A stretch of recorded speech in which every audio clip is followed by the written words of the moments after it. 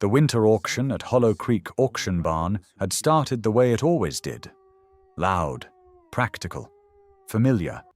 Boots scraped against the concrete floor, leaving wet tracks from melting snow. Men spoke in half sentences about feed prices and diesel costs.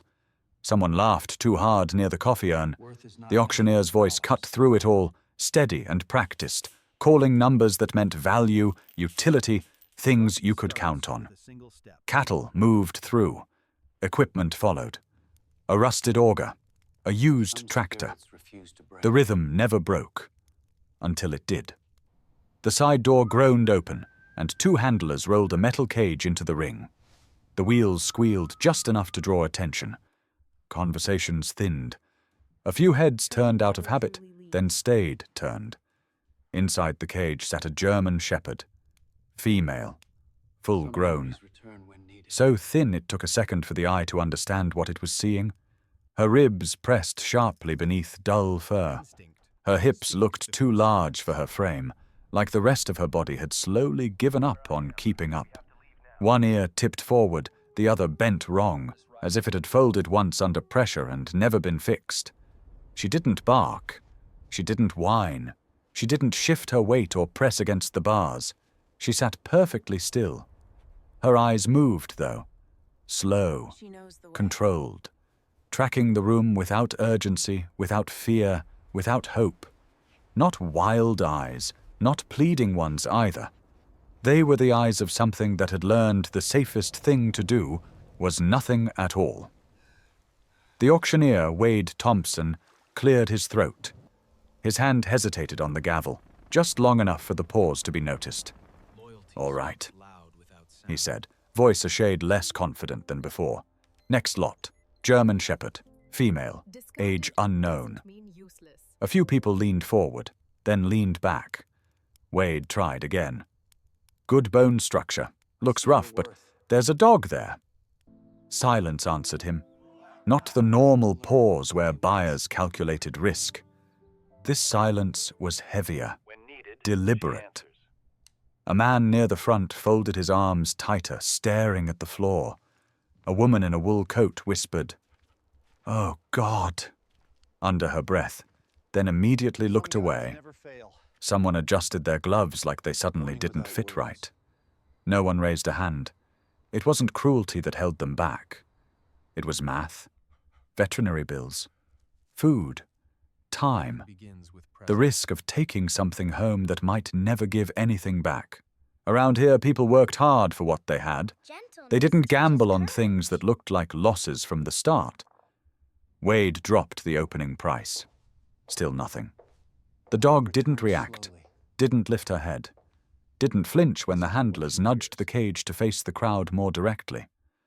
Fluorescent lights flattened her shadow against the bars, making her look even smaller, even easier to overlook. The barn shifted uncomfortably. A child asked a question and was shushed.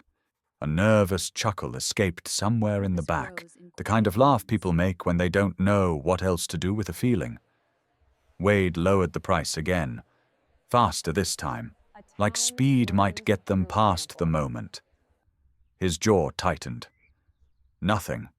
The German shepherd's gaze drifted toward a thin line of daylight slipping through a crack in the wall. Cold air brushed her coat. She didn't shiver. She sat like something that had already learned what silence cost and decided it was cheaper than hoping. Wade glanced toward the handlers. They exchanged a look that didn't need words, the kind that said this had gone on long enough, that there were limits to what a room full of people could be asked to witness before it turned into something else. Shame, anger, guilt.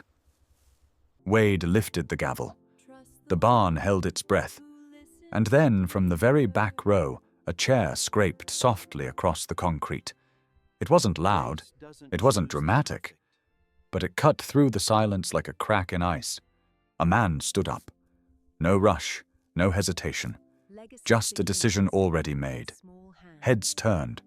Not because they expected a hero, but because the moment had demanded someone, and someone had answered. The gavel paused in midair. and for the first time since the cage had rolled in, the German Shepherd lifted her head. Jack Miller hadn't meant to come inside the barn that morning. He'd only planned to drop off a spare part for a neighbor and head back to the quiet stretch of land he called home. Crowds weren't his place anymore. Noise wasn't either. But something about the cold, or the way the wind pushed him towards the doorway, had nudged him in. He'd taken a seat in the back, where people rarely noticed him, and let the chaos of the auction wash over him like a distant radio he didn't have to answer to. When the cage rolled out, Jack felt the air shift before he fully saw why. The dog was hardly more than a shadow wrapped in fur and bone, but there was something in the way she held herself. Not fear, not defiance. More like resignation shaped into posture. She didn't tremble, didn't plead, didn't try to charm anyone into seeing her. She sat the way some soldiers sit after losing too much. Upright, aware, careful not to hope for anything that might not come. Jack knew that look. He had worn it once. From his bench, he kept his hands folded, knuckles pale against faded denim. He didn't lean forward, didn't signal interest. But something inside him tightened in the hollow that winter had carved between his ribs. The whispers started around him, soft but sharp enough to bite. She's done for. Vet bills alone'll kill you. Probably mean as hell, too. Dogs like that, you can't trust them. Jack didn't acknowledge any of it. He had lived long enough in the service, and long enough after, to know when people spoke from fear disguised as practicality. He didn't judge them for it. Survival came in different forms. Not everyone was built to pick up what the world had thrown away. But the dog wasn't just discarded, she was invisible.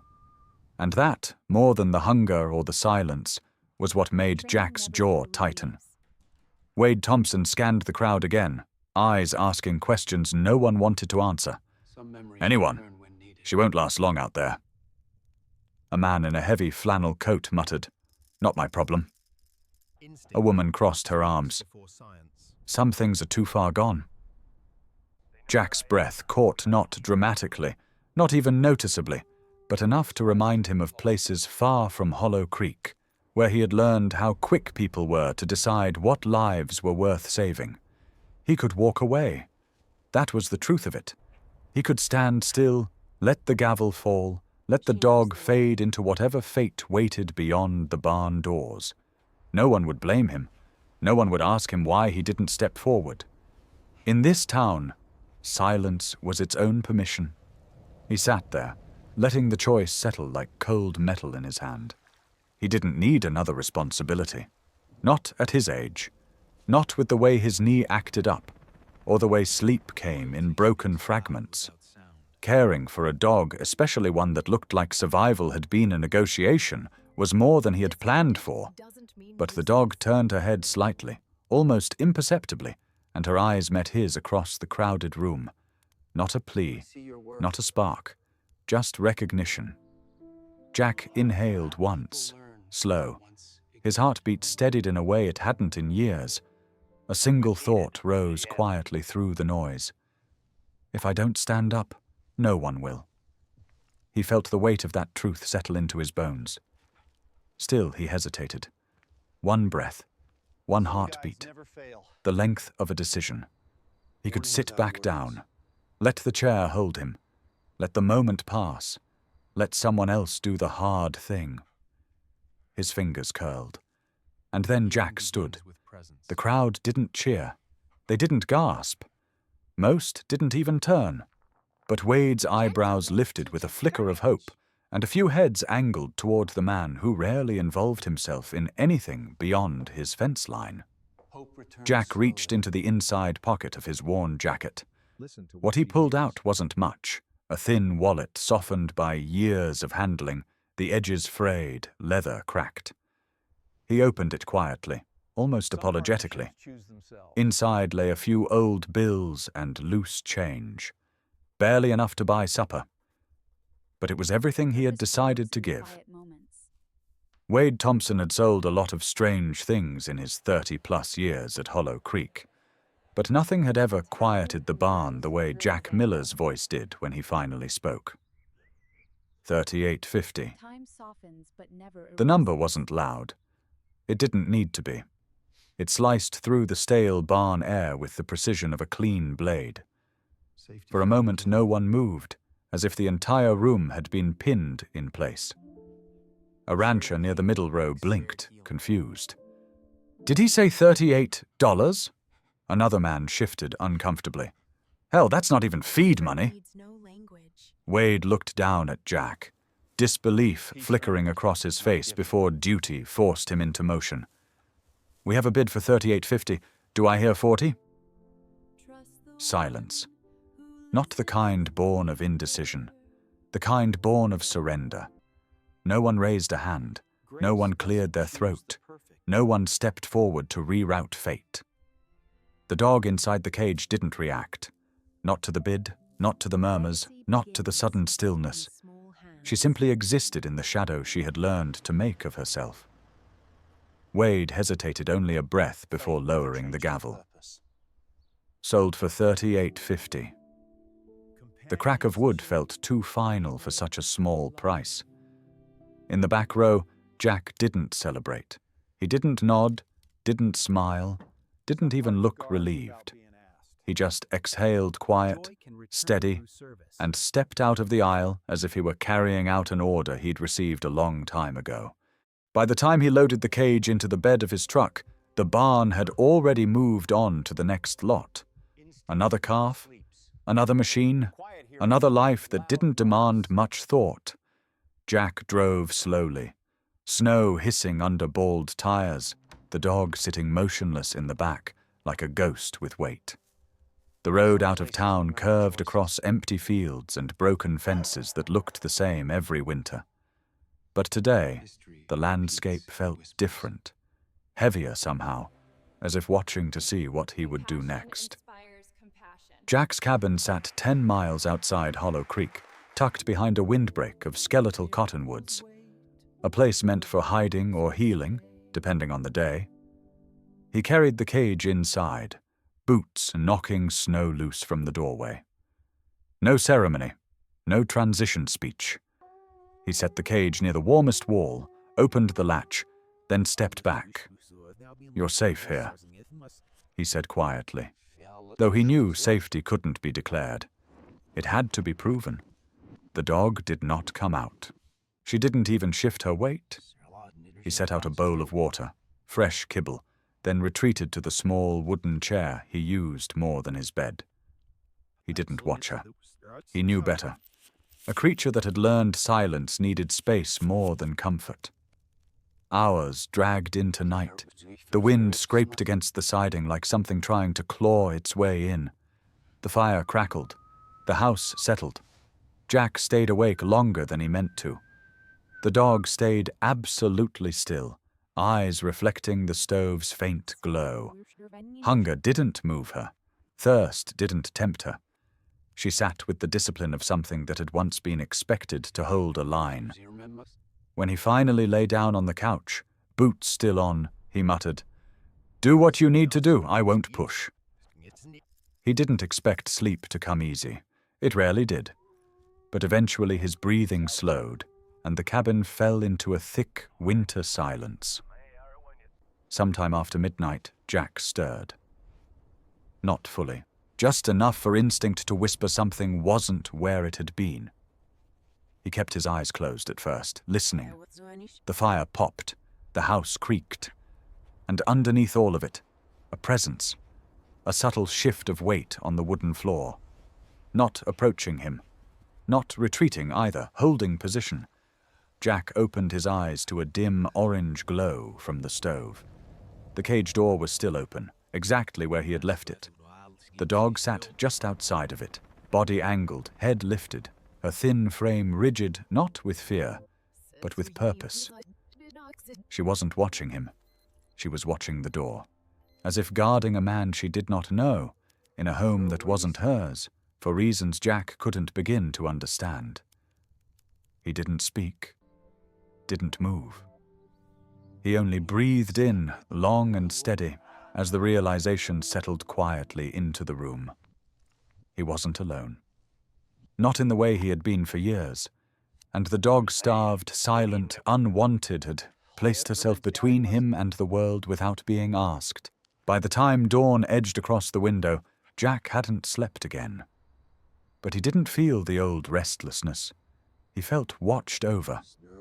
Winter settled into its long, unbroken rhythm around Jack's cabin, the kind of cold that didn't ask permission before entering. Days folded over one another quietly. Nothing dramatic happened, nothing loud. And yet something in the house had changed.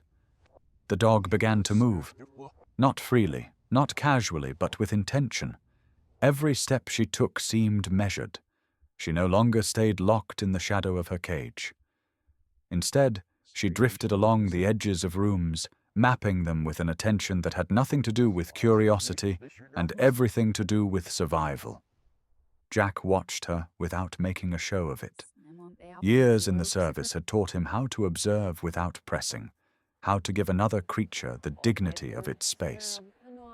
He noticed the patterns first. She never sat with her back exposed, never rested directly in the center of the room, never allowed herself to be boxed in. Every spot she chose had a line of sight, a window, the hallway, the front door. If there was a vantage point, she found it. If there was none, she created one by adjusting her angle. Jack recognized the behavior immediately. Not from books, not from something someone had once told him. From memory. He had done the same thing once, in places far from Hollow Creek, where the line between stillness and danger was thin enough to breathe through. He saw it again when the wind shifted outside. Before Jack could look up, the dog's head would turn, not sharply, but with precision tracking the change. When the cabin creaked, she didn't flinch. She located the source. When a truck rumbled down the distant county road, her ears adjusted to gauge distance, not threat. She wasn't nervous, she was trained. Jack didn't say that out loud. Some truths didn't need sound to exist. On the fourth morning, he stepped outside to split wood. Frost bit his beard, and the cold set deep into the old injury running across his knee. He paused, letting the wind brush snow across the yard. Behind him, through the cracked door, the dog stood angled toward him, not blocking the threshold, but managing it. A lookout. Not for herself. For him. Jack lowered the axe slowly, breathing in the sharp air. His mind traveled, uninvited, to landscapes that still lived in the back of his skull. The hum of foreign nights, the whispered shuffle of boots over gravel, the rotation of guards who learned quickly that sleep was a luxury no one could afford. He remembered the feeling of listening with his entire body. He remembered the weight of silence right before something broke. The dog's posture, still, alert, present, pulled those memories to the surface like objects lifted from deep water. Later, when he came inside, he found her sitting near the window facing the western ridge. She wasn't watching wildlife. She was watching wind patterns, reading the way snow lifted and settled, as if anticipating something the land hadn't yet spoken aloud.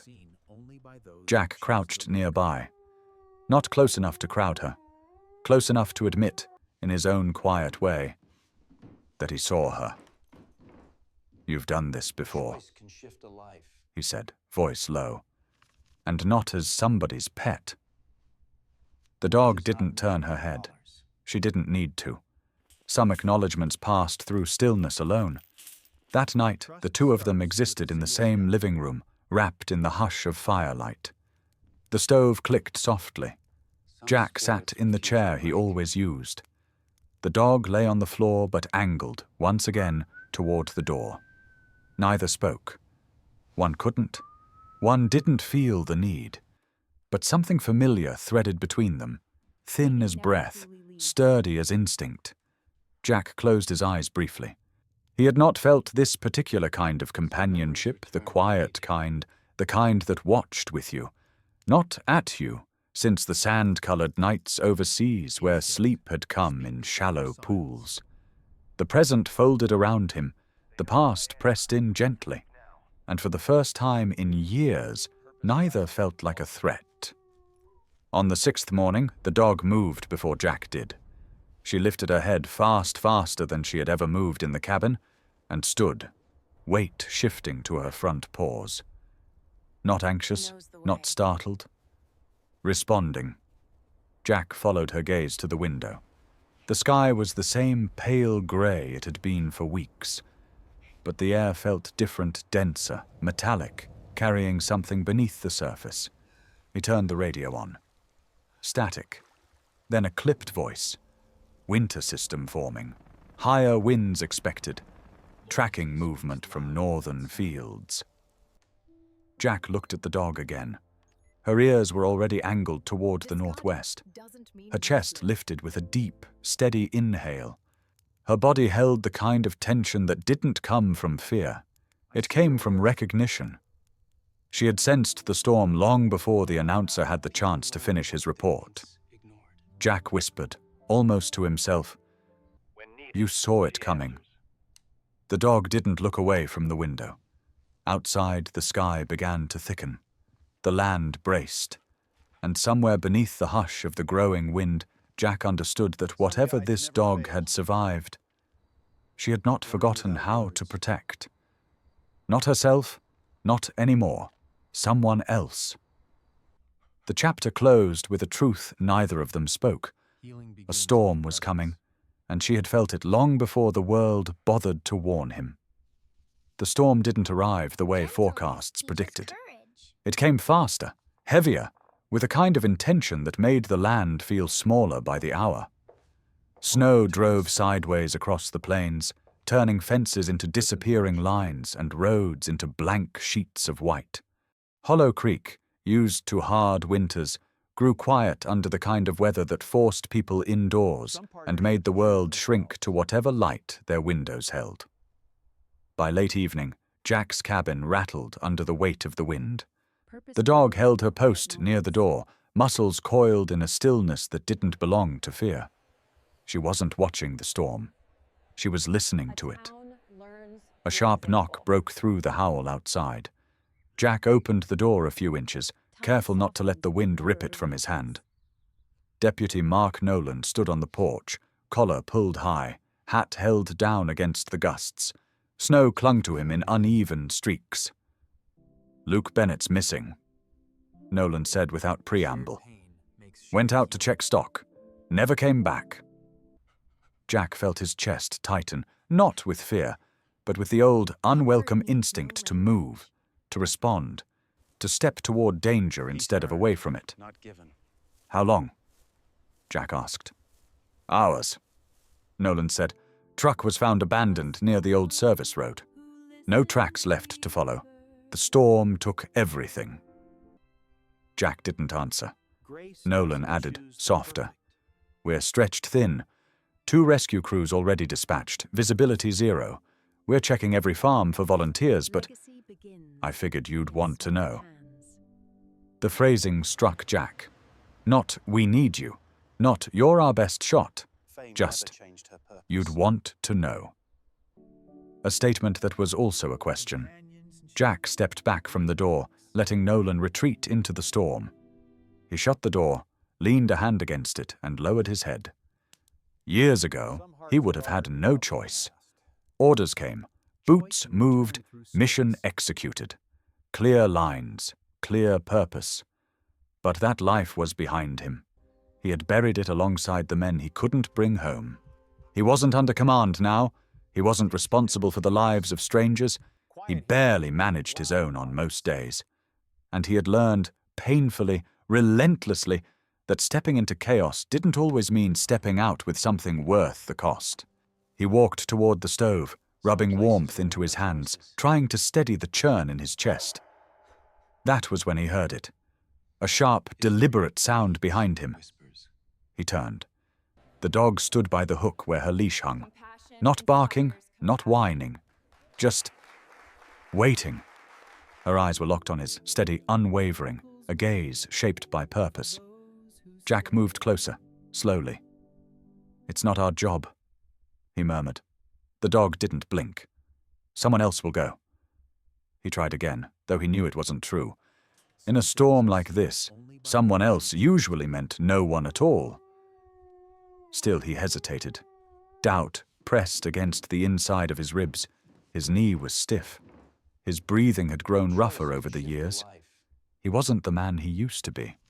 But the dog stepped forward and nudged the leash with her nose, her posture both patient and insistent. She wasn't asking. She was telling him she knew what she was built for. Jack whispered, "I'm not your handler." But the truth was clearer than the words. She had already chosen him anyway. Outside, the storm roared, ripping branches against the cabin siding. The dog held his gaze, breathing slow and disciplined, steady as a metronome in a room that felt like it was closing in. Jack's jaw tightened. He reached for the leash. The dog lowered her head only long enough for him to clip it onto her collar. No flinch, no hesitation, just readiness. They stepped onto the porch. The cold hit them hard, a slap of razor air. Snow curled around their boots before they even moved. The path ahead was nothing but white, the storm swallowing every landmark. Jack pulled his coat tighter and whispered, "You're sure about this?" The dog leaned into her harness and pulled once firm, decisive. They went, man and dog into the blizzard, without visibility, without backup, without any guarantee of coming back. The storm pressed against them with the full weight of its fury, trying to push them backward, trying to erase the tracks they hadn't even made yet. Jack stumbled once, caught himself, and pressed forward, letting the dog lead, trusting her instincts more than his own worn-out judgment. Snow stung his face, searing his lungs with each breath. Turning back would have been safer. Turning back would have been smarter. Turning back would have been the choice most people made when the world showed its teeth. But the dog did not turn back. She leaned into the storm as if daring it to stop her, forging ahead with a resolve Jack hadn't seen in years, a resolve he had forgotten could exist in something so quiet, so discarded, so underestimated. And as they disappeared into the white, Jack realized one truth that pushed him forward more than the cold pushed him back. Turning back would have been easier. The dog chose the harder way. Snow swallowed sound so completely that Jack couldn't tell where his own breathing ended and the storm began. The dog pulled harder as they descended toward the hollow near the old service road, her movements sharpening with purpose. She wasn't searching blindly. She was following something Jack couldn't sense pattern, scent, a disturbance in the rhythm of the land. Whatever it was, it drove her forward with a precision that left no room for doubt. Then she stopped, her whole body locked into a point, head low, ears forward, tail still. A single bark-short, concise cut through the wind. Not panic, not fear. A signal. Jack pushed through the last drift and saw a shape half buried at the base of the shallow ravine. Luke Bennett. The young farmer was curled on his side, one arm twisted awkwardly beneath him, his coat packed with ice. His lips were pale, movements barely visible. But his eyes flickered when Jack knelt beside him. "Luke," Jack said, voice steadying itself because it had to. "You're all right. We've got you." Luke tried to speak, but only a rasp came out. The dog moved instantly, not toward Luke, but around him, circling once before taking a position upwind, bracing herself against the gusts, blocking the worst of the cold from hitting his exposed body. Snow whipped against her thin frame, but she didn't flinch. She dug her paws into the earth, as if anchoring herself would anchor Luke, too. Jack stripped off his outer layer and wrapped it around the young man, his own hands burning as they pressed against ice.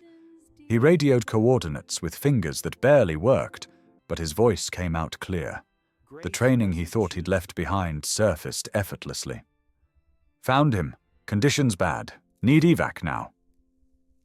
The storm muffled the reply, but help was on its way. While they waited, Jack kept his hand on Luke's arm, talking to him just enough to keep him tethered. The dog never shifted, not once, her body absorbing the full impact of the wind so Luke wouldn't have to. When the rescue crew finally arrived, headlights cutting through whiteout, the lead medic stumbled back at the sight. "She's guarding him," he murmured. Guarding wasn't the word Jack would have used.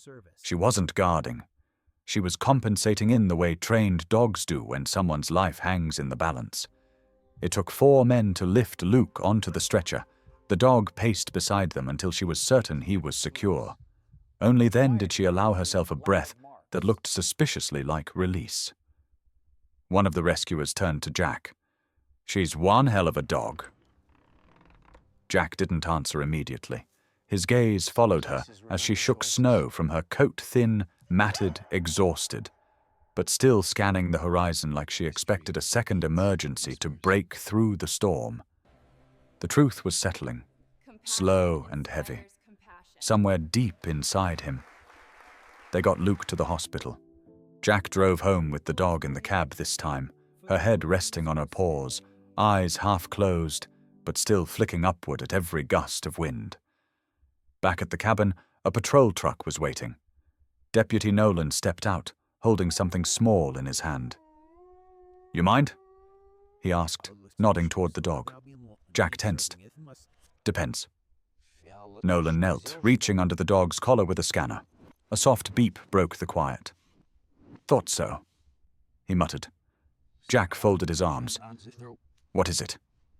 Nolan clicked the handheld device, reading the tiny screen. "She's chipped. Registered to a federal search and rescue unit out of Idaho."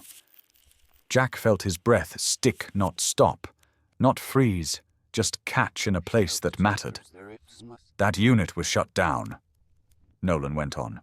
"Budget cuts. The report says dogs were transferred, reassigned. Some fell through the cracks." Fell through the cracks, a sterile phrase for something crueler. The dog looked up at the men, expression unreadable except for the depth in her eyes.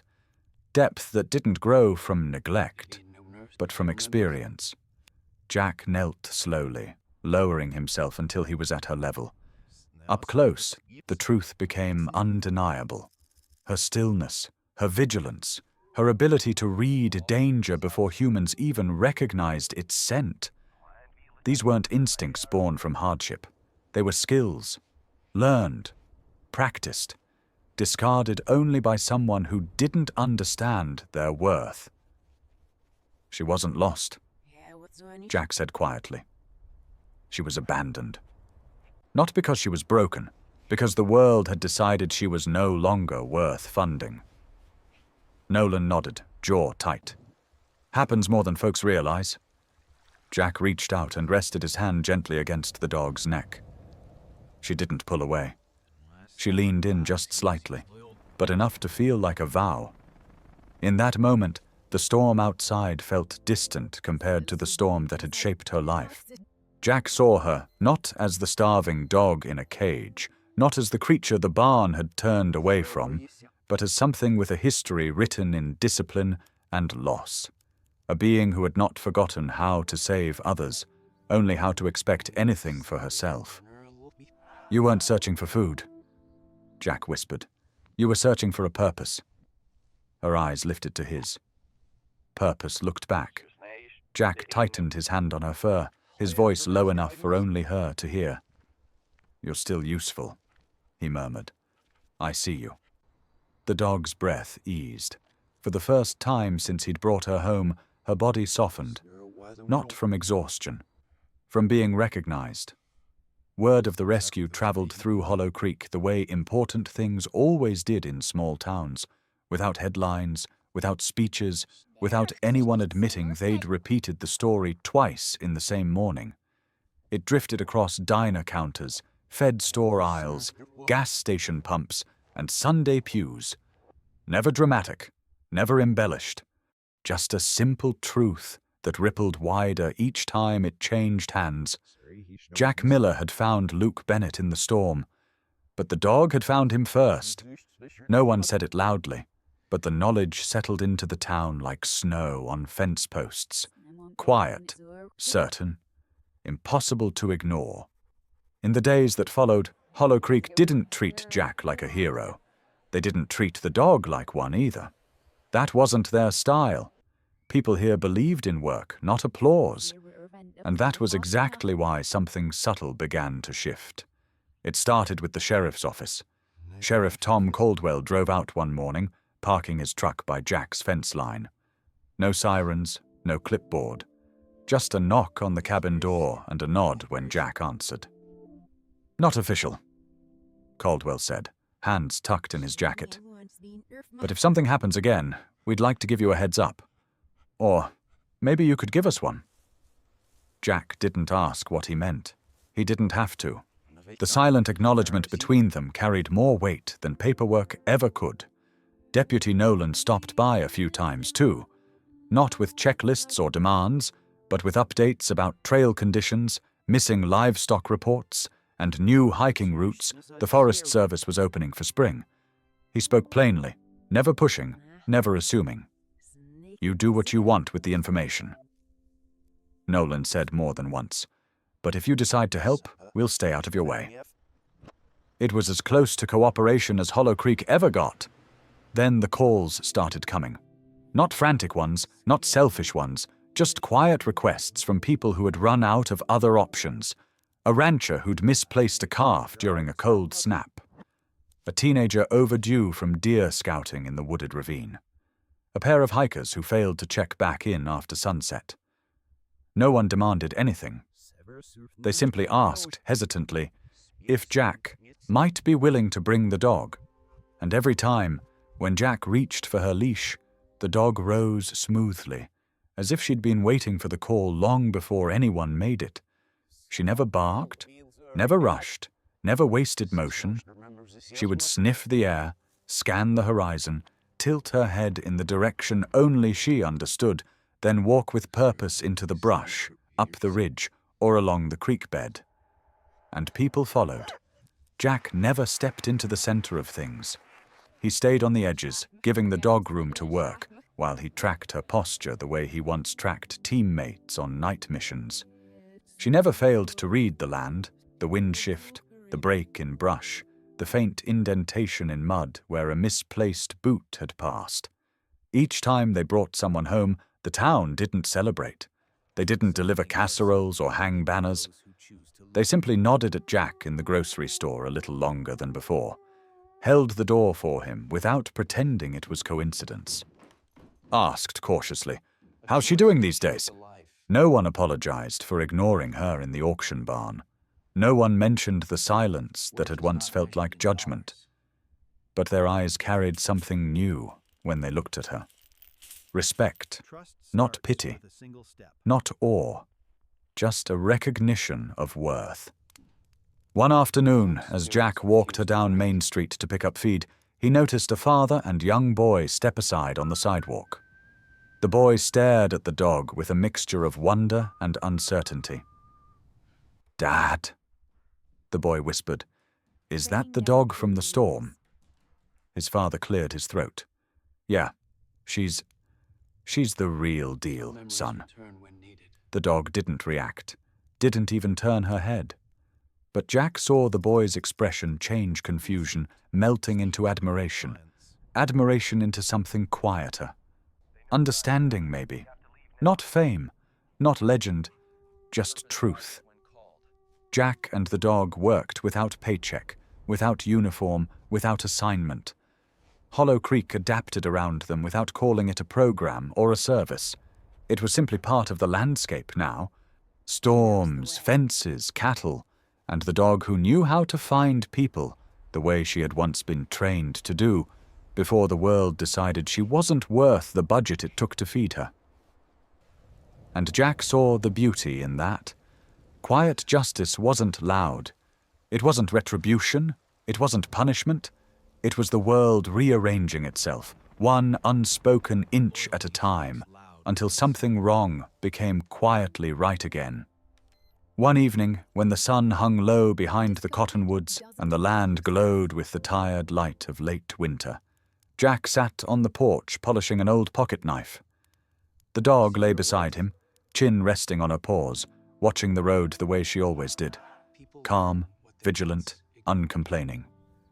He rubbed the knife clean, clicked it shut, and glanced down at her. "You don't need medals," he said softly, "and you sure don't need titles." The dog looked up, not seeking praise, just acknowledging his voice. "You just needed the chance to work," Jack added. "That's always been enough for you." The wind carried a thin whistle across the open field. Somewhere in the distance, a truck engine started. The dog listened, evaluated, then rested again, not because the world was safe, but because she trusted her place in it now. For a creature who had once been forgotten, discarded, starved of purpose, this was all the justice she ever needed. Not applause, not redemption, not even forgiveness, just the right to do what she was made to do. Spring did not rush into Hollow Creek. It drifted in quietly, the way all good things did in that part of the Midwest. One morning, the frost on the fence posts looked thinner. A week later, the creek behind Jack's cabin cracked open enough for water to speak again. And by the end of the month, the cottonwoods carried the first soft hints of green. A full year had passed since the winter storm, the night when a starving dog had stepped back into the purpose life tried to steal from her. Now she looked nothing like the creature that had once trembled inside a cage. Her ribs were no longer visible. Her coat had filled out into a rich pattern of black and tan, her movements firm and balanced. But Jack could see what others couldn't. A slight stiffness in one hip when she rose from a long rest, the faintest tremor in her back leg after a full day's search. Age, he thought, not defeat. Time leaves fingerprints on everything that survives long enough. Jack himself slept better than he had in years, not because the nightmares had vanished, they never fully did, but because there was a steady rhythm now, a grounding presence resting at the foot of his couch, breathing slow, listening to the world so he didn't have to do it alone. Some nights he'd wake to the soft thump of her tail against the floorboards, just enough to let him know he wasn't drifting through the dark by himself. In Hollow Creek, the pair had become something people recognized, not a spectacle, not celebrities, but a kind of dependable fixture woven into the town's routines. At Hollow Creek Elementary, kids pressed their faces to the windows whenever Jack's truck pulled up. Teachers tried to keep order, but even they softened when the dog walked in with that calm, self-contained presence that made noise fall away. Children who struggled to sit still somehow steadied in her orbit. The anxious ones leaned close without fear. Some simply rested a hand on her back and breathed for the first time that day without feeling tight in the chest. Jack never lectured. He wasn't built for speeches. But when a small boy asked, "Is she a hero, Mr. Jack?" Jack only glanced at the dog, who was lying at his feet watching the door, and answered, "She's someone who kept trying when life got heavy. That's enough." The search and rescue calls continued through the year less frantic, more coordinated, the town learning how to ask with respect instead of expectation. Sometimes the calls came from nearby farming families, sometimes from hikers passing through, sometimes from the sheriff's office when daylight was fading faster than hope. Each time, the dog moved with quiet efficiency. She didn't need praise. She didn't crave reward. The work itself seemed to steady her, as if following a trail or reading the wind kept her spirit aligned with the world. Jack noticed strangers smiling at her more often, their faces softening with something like gratitude. No one mentioned the auction barn anymore, and no one flinched at her scars or her past. They only saw what she did, not what she had endured. In early spring, the local Veterans Support Center asked if Jack might bring her to a group session. He hesitated at first. He didn't like crowds, didn't like fluorescent lights or chairs scraped into circles. But the request wasn't for him. And when the dog walked into that quiet room, full of men who carried too much silence in their shoulders, Jack watched something happen he couldn't have predicted. The conversations deepened. Breathing steadied. Eyes that rarely lifted found a place to rest on her. One veteran with trembling hands asked if he could sit beside her. She approached him gently, lowering herself with such deliberate care that Jack felt his throat tighten. She didn't heal them. She didn't claim to, but she made the heaviness easier to carry.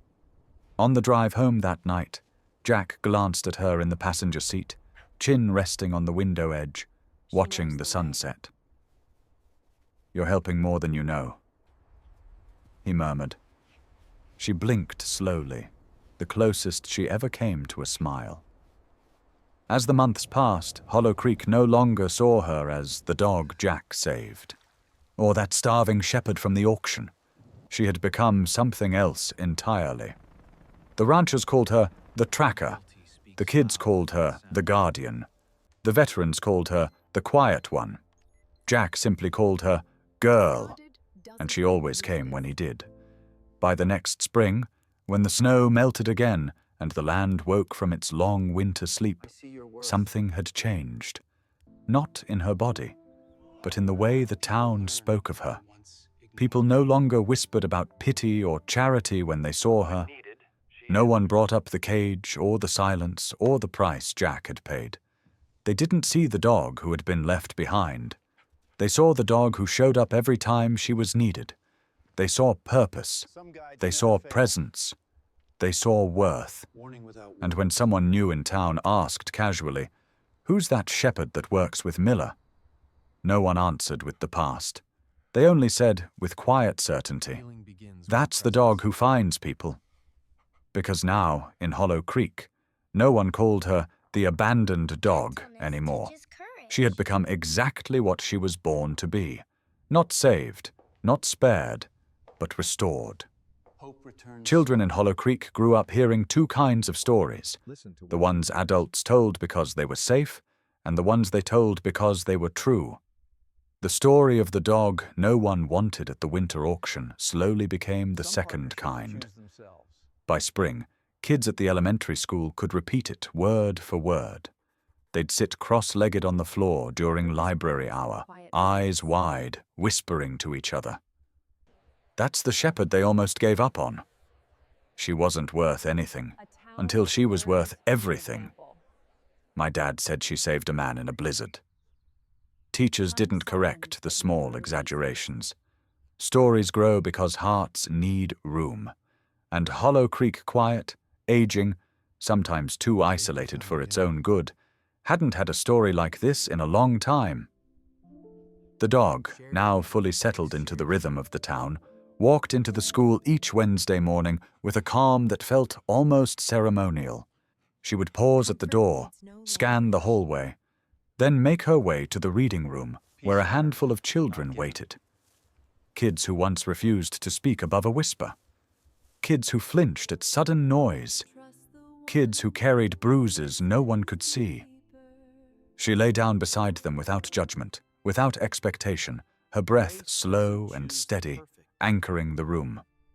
A girl named Harper, 7 years old, adopted twice, terrified of adults, was the first to read aloud while resting her hand on the dog's back.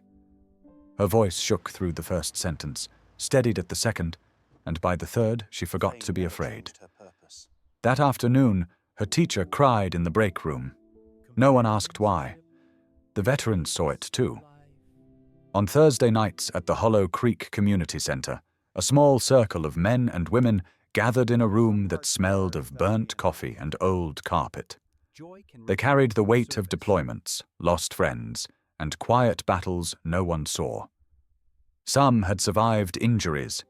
Others had survived the aftermath. The dog moved among them with an intuition that felt almost supernatural. She sat beside the ones who trembled, leaned her shoulder into the ones who clenched their fists, laid her head gently on the lap of a former Marine who hadn't spoken in 2 weeks. No speeches, no pressure, just presence. When the group counselor asked why she had such an impact, Jack only said, "She knows what it looks like when someone's holding on by a thread. She's done it herself." That was the closest he had ever come to giving her a title. Before long, people outside Hollow Creek started calling, asking if Jack would speak at civic meetings, high school assemblies, or church gatherings. Not as a hero, Jack refused every attempt to frame him as one, but as a witness to a moment. The moment he didn't walk away. He spoke plainly, standing in front of crowds with the dog resting at his feet like an anchor. He told them about the barn, the silence, the weight of indecision. He told them about $38.50 and a choice no one expected him to make. He told them about how purpose can crack open from the smallest act. When someone asked why he stepped forward that day, Jack paused, glanced at the dog, then answered, "I wasn't trying to save a life. I was trying not to lose mine again." The room always fell silent after that. In time, the story of the starving shepherd became woven into the identity of Hollow Creek. Farmers told it to new ranch hands. Church elders told it to confirm that kindness still mattered in an unforgiving world. Grandparents told it to remind their grandkids that mercy didn't require applause. It was no longer the story of a rescue. It was the story of a decision that echoed through classrooms, veterans' halls, search and rescue missions, and the quiet rooms where people relearned how to breathe. And every time the story ended, someone would add the same line spoken softly, almost like a prayer. Sometimes the miracle isn't the rescue, it's the decision not to walk away. The winter light slanted across the gravel lot in front of Hollow Creek auction barn, soft and colorless, the kind of light that made old wood look older and memories feel closer. Jack stood there with the German shepherd at his side, her coat fuller now, her stance steady and assured. The barn hadn't changed much since the day he first saw her. Same sagging roofline, same faded red paint, same cold wind sneaking through the gaps in the boards. But something in Jack had shifted, and something in the town had too. Inside, the hum of voices rose and fell the way it always had. Boots scraped concrete, bills exchanged hands, a tractor sold, a pair of goats sold. Nothing unusual. Then a metal cage rolled into the ring. This time, the dog inside was a young hound, ribs sharp beneath thin fur, tail tucked so far it nearly disappeared. Not aggressive, not loud, just frightened in the way things are frightened when they've run out of places to go. A hush rippled through the barn. Jack felt it settle into the bones of the room. He didn't move. He didn't step forward. He didn't need to. Before the auctioneer could lower the opening price, a man in the third row stood up.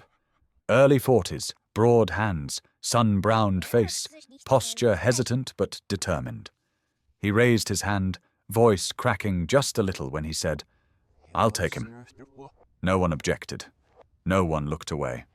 And for the first time Jack could remember, there was no shame in the silence, only acceptance. The auctioneer blinked in surprise, then nodded, relief softening his voice.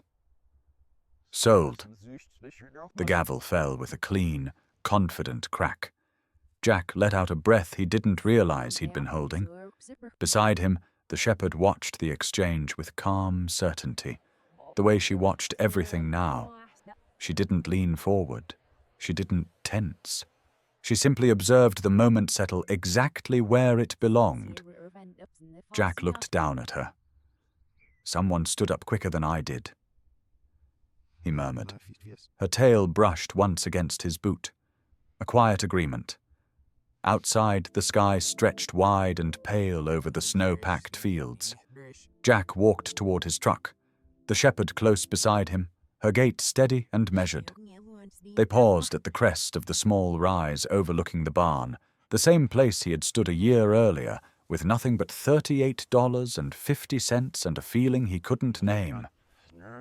The wind tugged lightly at his jacket. The barn door creaked shut behind them. Jack rested his hand on the shepherd's back, fingers sinking into warm fur that had once been dull and brittle. He didn't smile, not fully. But something eased inside him. something long locked down, something that finally felt understood. His thought rose quiet and clear, shaped by everything they had lived through and everything still ahead. Miracles don't shout. They don't demand attention. They don't arrive wrapped in thunder or applause. They wait. They wait for someone willing to stay. The shepherd nudged his hand once, a grounding touch, then looked out toward the horizon as if she recognized the truth too. Jack inhaled the sharp winter air, exhaled slowly, and let the moment rest between them, warm despite the cold. Many people who hear stories like this say it reminds them of someone they once loved. Who does it remind you of?